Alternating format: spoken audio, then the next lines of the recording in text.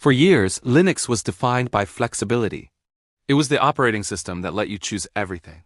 Your desktop environment, your init system, your package manager, your kernel tweaks, your file system, even the way your audio stack was wired together. Freedom was the promise. Control was the selling point.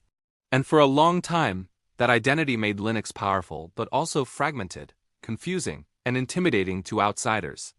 But something has shifted. A new wave of Linux distributions has emerged, and they feel different. They're not trying to be everything to everyone. They're not asking you what window manager you want during installation. They're not presenting 10 different ISO downloads with slightly different combinations of tools. Instead, they make decisions for you. Bold ones, opinionated ones. They choose the desktop. They choose the defaults. They choose the workflow. They even choose what you're allowed to modify. And surprisingly, people are loving it.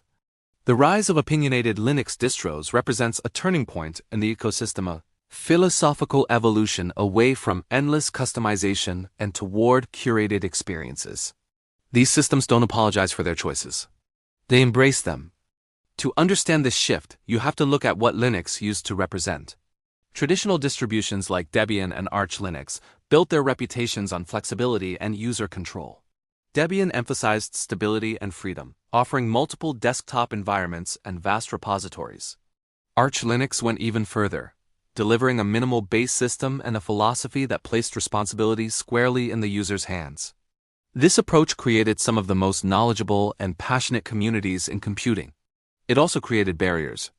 New users arriving from Windows or Mac OS were used to systems that made decisions for them.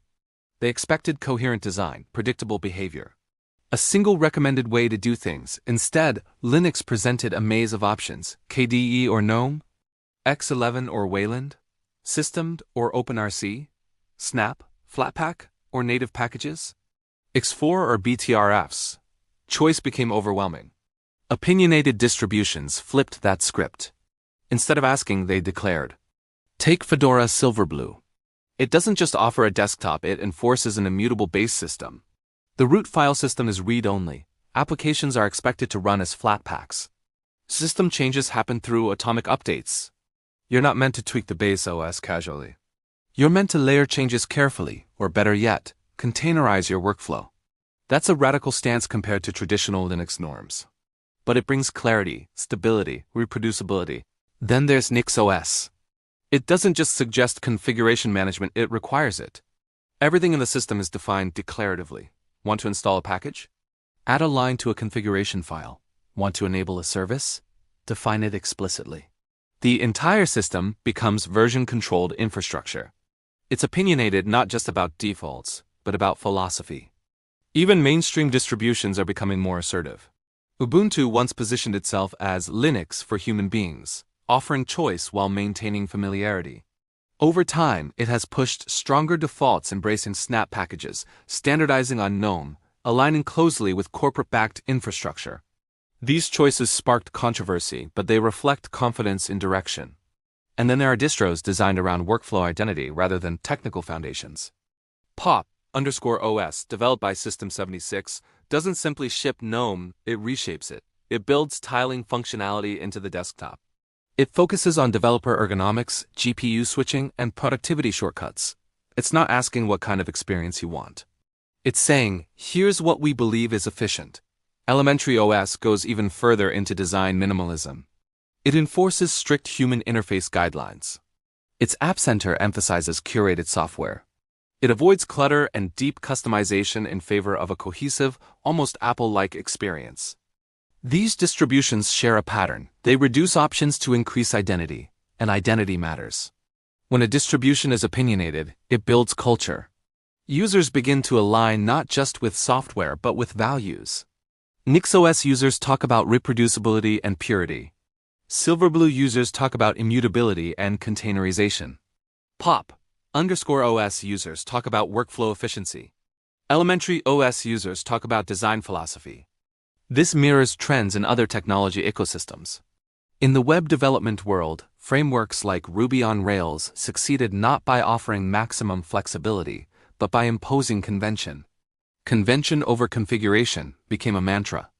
By deciding how things should be structured, Rails removed countless micro-decisions developers previously had to make. Opinionated Linux distros are doing the same thing. But why now? Part of the answer lies in maturity.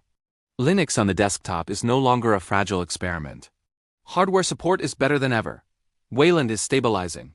Gaming through Proton has advanced significantly. With these foundations solidifying, distributions can afford to focus less on compatibility juggling and more on experience design.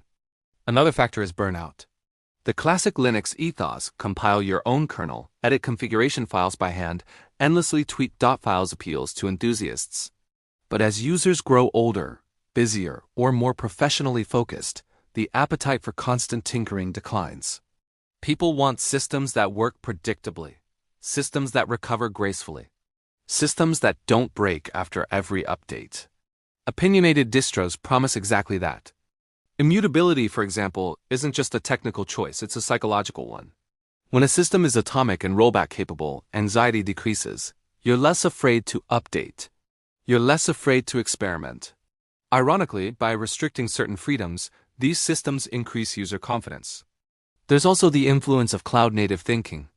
Tools like containers, declarative infrastructure, and reproducible builds have transformed server environments. Projects such as Docker normalized the idea that applications should run in isolated environments. Developers now expect environments to be disposable, reproducible, and portable. Opinionated desktop distros are absorbing these ideas. Instead of encouraging users to manually install libraries and dependencies into the base system, they push containerized applications. Instead of mutable routes, they push atomic updates. Instead of snowflake systems, they push declarative configurations. This shift is philosophical. The desktop is no longer a handcrafted art piece, it's infrastructure. Of course, not everyone is thrilled. Critics argue that opinionated distributions undermine the core spirit of Linux. If you can't easily modify the system, is it still Linux in the traditional sense? If you're locked into specific packaging formats or workflows, how different is that from proprietary operating systems? These debates can become heated.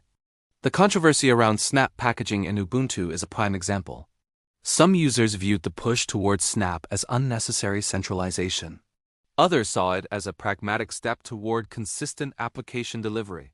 The tension highlights a broader question. Should Linux prioritize ideological purity or practical usability? Opinionated distros tend to choose practicality, and that choice often aligns with attracting new users. Beginners don't want 10 ways to do the same thing. They want one clear path. When a distro says, this is how you install apps. This is how updates work. This is the recommended workflow. It reduces cognitive load. Cognitive load is the invisible tax of choice. Every option requires evaluation. Every evaluation consumes mental energy. By limiting options, opinionated systems reduce that burden. This doesn't mean customization disappears. It simply shifts layers. Instead of customizing the core, users customize within defined boundaries. Instead of editing system files directly, they use configuration layers or user-level tools. The difference is subtle but significant. Another aspect driving this trend is branding. Traditional Linux distributions often differentiated themselves by package versions or default desktops. But modern users care about experience, visual coherence, performance feel, update reliability, community culture. Opinionated distros can craft stronger brands because they control more variables. They don't rely on upstream defaults as heavily. They create cohesive stories. Look at how pop_OS markets itself around creators and developers. Look at how Elementary OS markets itself around simplicity and elegance. These aren't generic Linux promises. They're targeted narratives. This storytelling matters in a crowded ecosystem. Interestingly, the rise of opinionated distros doesn't eliminate traditional ones. Arch Linux remains popular among power users. Gentoo still attracts those who want ultimate control. Debian continues to anchor servers and stability-focused desktops. Instead, the ecosystem is bifurcating. On one side, hyper-customizable base systems for enthusiasts. On the other, curated experiences for productivity-focused users. This duality might actually strengthen Linux overall. Enthusiasts push boundaries. Opinionated distros refine usability. Innovations flow between them. There's also an interesting psychological shift happening. In earlier decades, using Linux was often an identity statement against mainstream operating systems. It symbolized rebellion, openness, and control. Today, many users choose Linux not to rebel, but to optimize. Optimization favors consistency. And consistency requires decisions. Another layer to this evolution is hardware integration. Companies like System76 don't just ship software, they ship machines preloaded with POP_OS. When hardware and software are designed together, stronger opinions become advantages. Defaults can be tuned specifically for that hardware. This model resembles Apple's vertical integration strategy but implemented within an open-source framework. It suggests that opinionated Linux isn't about copying proprietary systems. It's about competing on experience. Meanwhile, technologies like Wayland and Pipewire are reducing fragmentation at lower levels. As the stack becomes more standardized, distributions can focus upward on interface, workflow, and philosophy. In a way, Linux is growing up. Early growth stages required flexibility to survive. Now, maturity allows confidence. Confidence to say, this is the way we think computing should feel. And users are responding. Surveys and community discussions increasingly show that many people prefer systems that just work out of the box. They want predictable updates, integrated drivers, clear documentation, strong defaults. They don't want to spend weekends debugging display managers. Opinionated distros promise freedom from friction rather than freedom of endless choice. That's a powerful reframing. Freedom used to mean access to every lever. Now it often means freedom from complexity. Of course, the story isn't finished. The Linux ecosystem thrives on experimentation. Some opinionated distros will fade, others will evolve, new philosophies will emerge. But the trajectory is clear. The rise of opinionated Linux distributions reflects a broader shift in technology culture.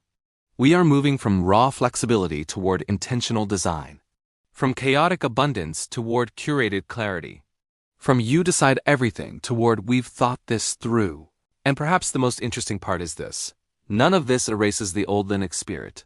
The source code remains open. The forks remain possible. If a distribution becomes too restrictive, someone can remix it. That safety net enables boldness. Opinionated distros can take risks because the ecosystem protects experimentation. If immutability fails, mutable systems remain. If declarative configuration overwhelms users, traditional package managers still exist. Choice hasn't vanished. It's just moved up a layer from within a single distribution to between distributions. Instead of choosing every component manually, users choose the philosophy that resonates with them. That may actually be a more meaningful kind of freedom. As Linux continues evolving in 2026 and beyond, we may see even stronger opinions emerge. Distros optimized for AI development. Distros built entirely around container-native workflows. Distros that treat the desktop as a thin client to cloud services. Distros that double down on privacy-first computing. Each will carry its own worldview. And that's the real story. The rise of opinionated Linux distros isn't about restriction. It's about identity. It's about clarity in an ecosystem that once equated abundance with strength. It's about recognizing that sometimes the most powerful feature is a well-chosen default. In the end, Linux hasn't lost its flexibility. It has learned to package it differently. Not as 1,000 switches exposed at once, but as distinct paths, each thoughtfully designed. And in that transformation, Linux may finally be finding its most compelling form yet.